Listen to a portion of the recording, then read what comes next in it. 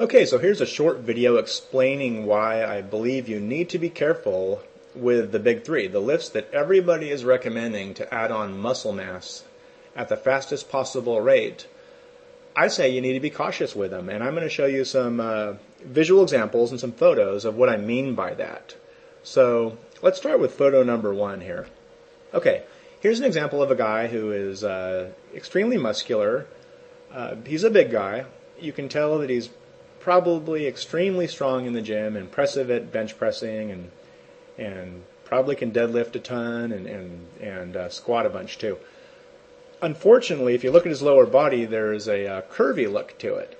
The obliques are, he has a thick waist from doing the deadlifts and squatting and stuff like that, because it requires a decent amount of muscle to stabilize your upper body when you're doing extremely heavy lifting like that.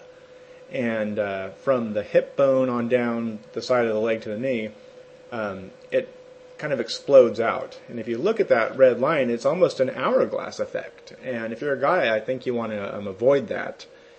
And as you can tell too, the jeans are those really kind of big, baggy, relaxed fit jeans that kind of taper inward and stuff like that. And those are kind of a disaster as well. But if you're a big guy with it does tons of squatting and deadlifting and stuff, that's really your only option, which is kind of a bad deal as well. So here's another example. This guy is a lot more lean than the first guy. He looks like he's in competitive bodybuilding shape.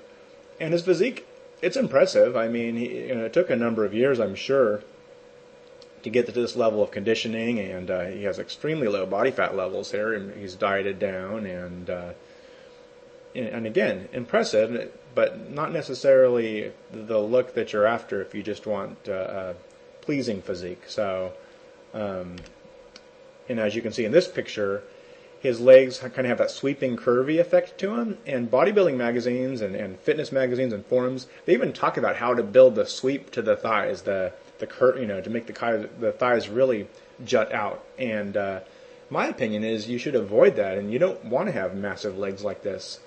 If you were to draw a line from the outside of his quad, right above his knee, straight up, it's almost as wide as his shoulders. And I would recommend to avoid that sort of look. So let me show you a couple pictures of a better, more angular look, and what I mean by not curvy. So here we go.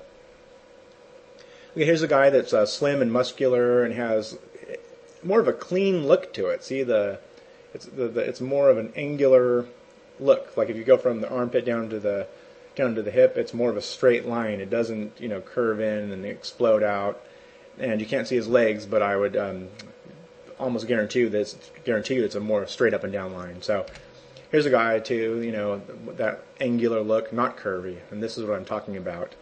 And again, when we were talking about the first guy who was wearing those big jeans and stuff, the problem with over-reliance on squats and deadlifts in particular is it's near impossible to look cool in a suit. I ran a men's suit store for a number of years, and it was guys that came in that were that big, in the lower body especially.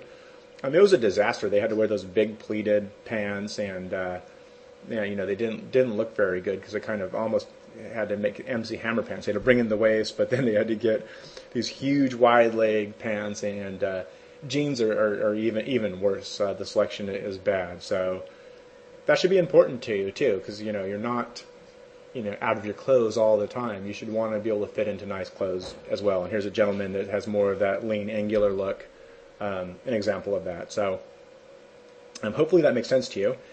In the next video, I'm going to talk about how it's not just where you add the muscle mass that matters, it's the type of muscle that you add too. There's different ways of lifting that will make a muscle either look kind of that soft and fluffy, pumped look, kind of rounded, or more dense and angular, which I think is a better look to aim for. So check out video number 2. It's partway down the page. Just read the text in between, and it's a short video too, but important. All right, thanks.